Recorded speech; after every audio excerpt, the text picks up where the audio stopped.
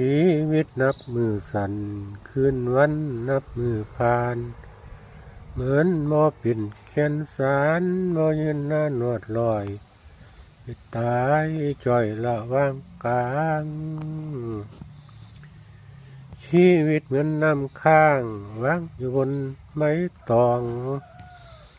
คือดังฟ้องน้ำไหล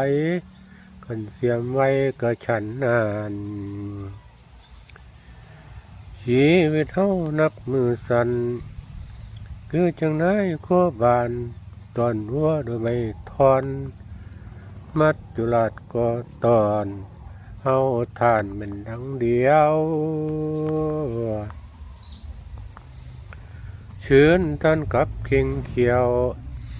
สืบต่อกองบุญเพื่อเป็นทุนนำสู้ดอกทรงเมืองฝ่าคุณชราหรือเฒ่าหรือหนุ่มสาวก็ตามสร้าง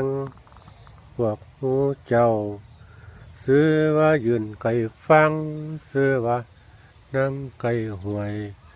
พ่วมสีมวยเข้าสู่ขุมอย่านั่งหัวยุ่มนึกว่าสินั้นตายหลายดื้อจักมือใดวันใดแม่นไผบ่มีหูคิดเบิ่งดูตั้งแต่สัพพัญญูเจ้าของเฮาเพิ่นยังเลิศตกทุกฝ่ายก็ยังตายมิงมอยถอยเข้าสู่นิพพานเพราะเหตุนั้นฉันก็เชิญพวกท่านทุกท่านมาทานทรัพย์เชิญหยิบจับเงินทองโยทงสตางค์แบ่ง